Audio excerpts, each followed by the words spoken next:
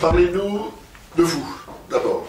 Ah, alors ça c'est toujours un peu difficile évidemment, mais enfin je dirais mon âge, j'ai 81 ans, j'étais médecin donc, et j'ai pu exercer le métier de pédiatre. J'ai beaucoup aimé mon métier, je dois dire, d'abord en Afrique, en Côte d'Ivoire pendant 6 ans, et là c'était très très très actif, c'est-à-dire que on recevait de partout, et souvent dans des conditions, je dirais, extrêmes presque.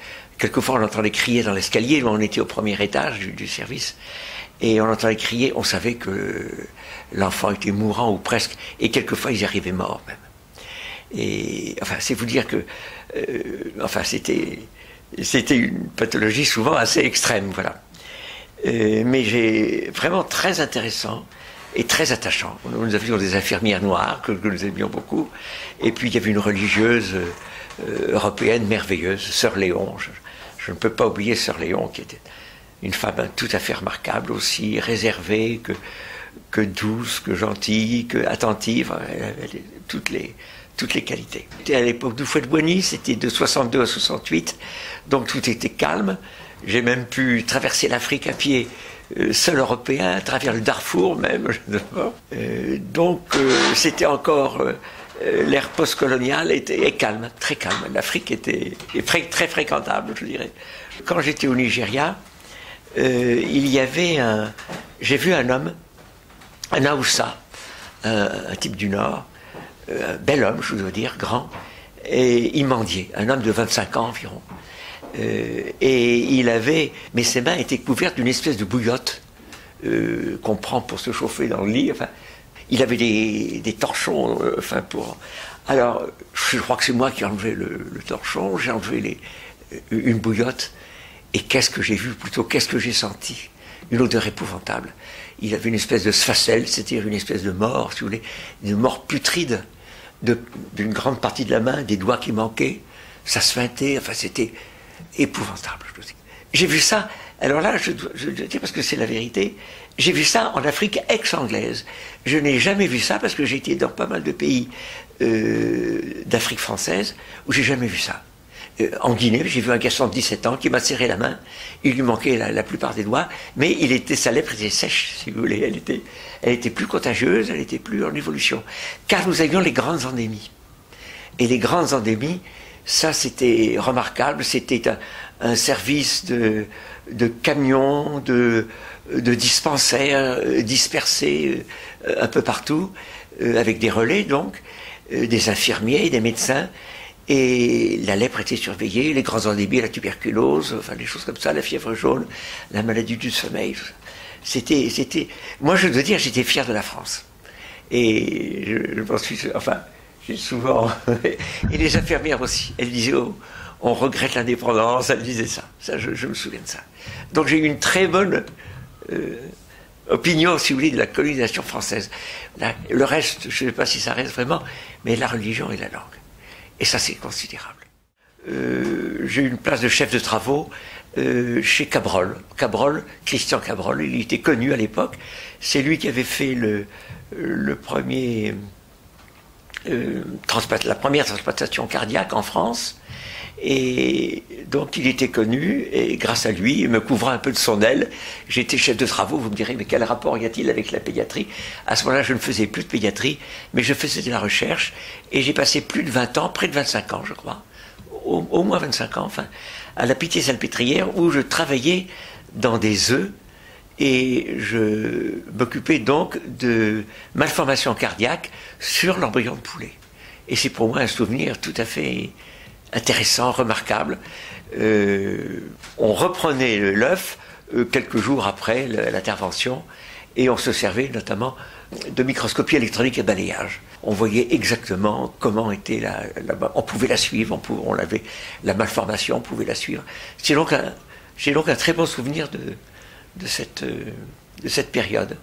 J'ai quitté en 95 la Salpêtrière, j'avais 66 ans, et je serais resté volontiers quelques années. On m'aurait peut-être gardé, mais mes yeux, je n'ai pas une bonne vue.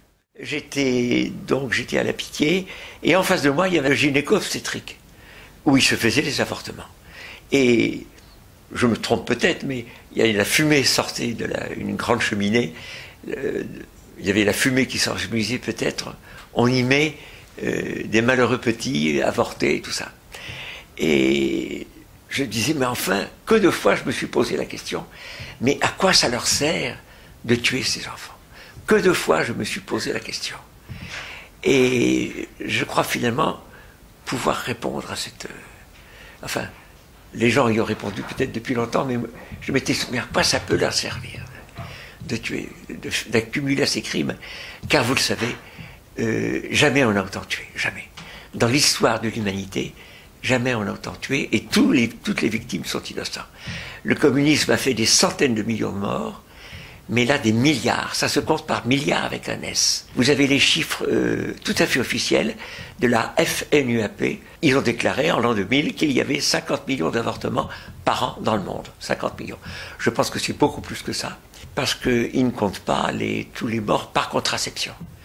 Et ça, c'est une chose sur laquelle, que moi j'ai pas vu tout de suite, je dois dire, même avec retard, je dirais, alors que beaucoup de collègues avaient une avance sur moi à ce sujet, mais on peut dire que tout a commencé en 67.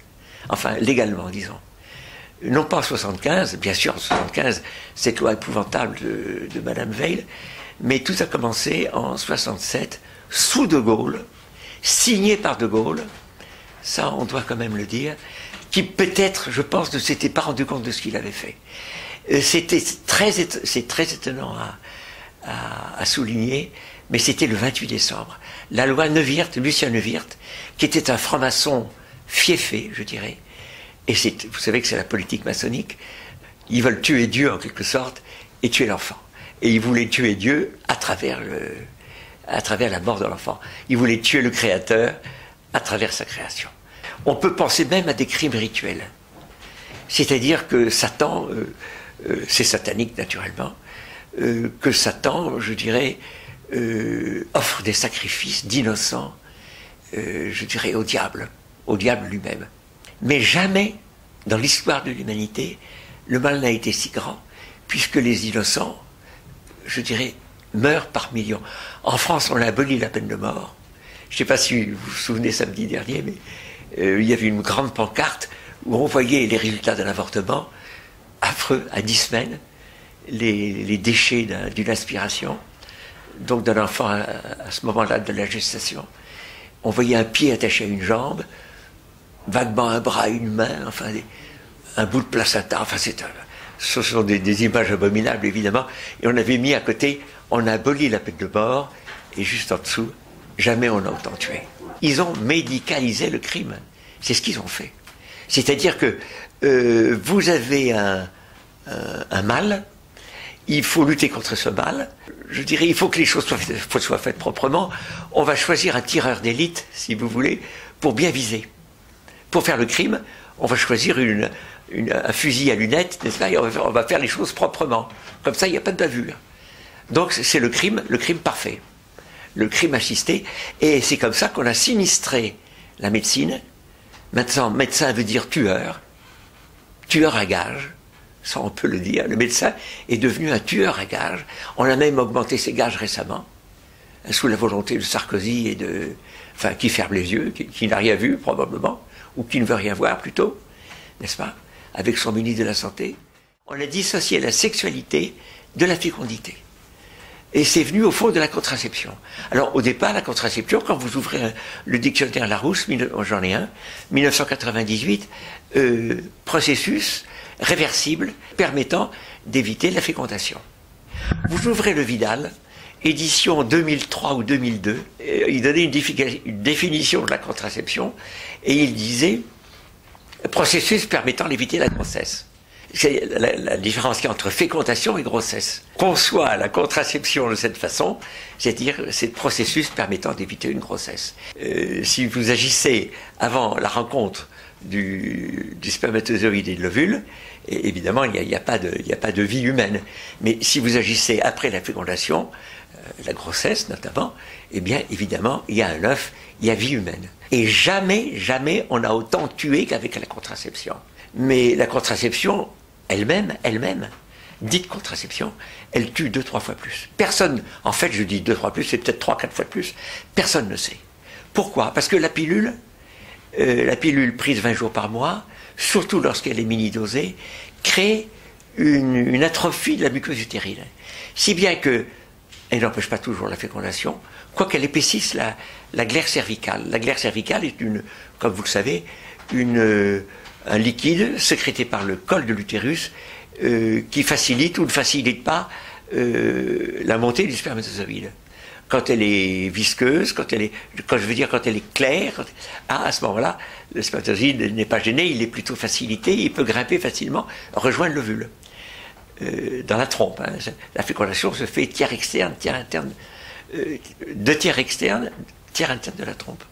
La fécondation se fait à ce moment-là. Et puis, vite, l'œuf, quand il est là, ne migre pas par ses propres moyens. Il n'a pas de cils, il n'a pas de moyens, il n'a pas de jambes, oui. C'est un petit œuf. Donc il est entraîné par la trompe, par des mouvements péristaltiques et par une petite ciliature, par des petits cils de la trompe elle-même, dans le fond utérin. Et il niche le plus souvent dans le fond utérin, ou pas très loin. Eh bien, la pilule, je dirais, c'est vrai qu'elle peut gêner la fécondation, ça c'est vrai, mais elle gêne surtout, s'il y a fécondation, elle gêne la nidation, parce que lorsque l'œuf arrive dans la cavité utérine, eh bien, la muqueuse n'est pas propre à le recevoir. Et donc, l'implantation se fait vers le 6e jour, 7e jour, 5e, 6e, 7e jour, n'est-ce pas, l'œuf s'implante sur la muqueuse, les conditions sont très défavorables, l'œuf est éliminé, la femme ne s'aperçoit de rien, elle a ses règles, c'est un avortement précoce, elle ne sait pas si c'est un ovule. Ovule, il n'y a pas de crime, je dirais, mais œuf, il y a un crime, évidemment, puisqu'il s'agit de l'être humain. Elle ne sait pas si c'est l'un ou l'autre. Donc, comme l'avortement est très précoce, on peut lui dire toujours que c'est une contraception, qu'elle a ses règles, que tout va bien, qu'elle ne fait pas de meurtre, on peut lui dire. Et ça, personne ne sait les chiffres exacts. La femme elle-même ne le sait pas. Et alors, le stérilet, alors là, il est abortif à tous les coups. Combien de femmes le portent? Je crois que plus d'1 million de femmes, surtout en France, portent des stérilets. Alors lui, il est abortif à tous les coups. L'avortement se cache beaucoup sur la contraception. La contraception est de plus en plus souvent abortive. Alors il y a les chiffres officiels, 220 000, sans compter les chiffres innombrables, et que personne ne jamais saura, si ce n'est là-haut, dont on tue. Il n'y a pas de façon de rasier une population que par la contraception.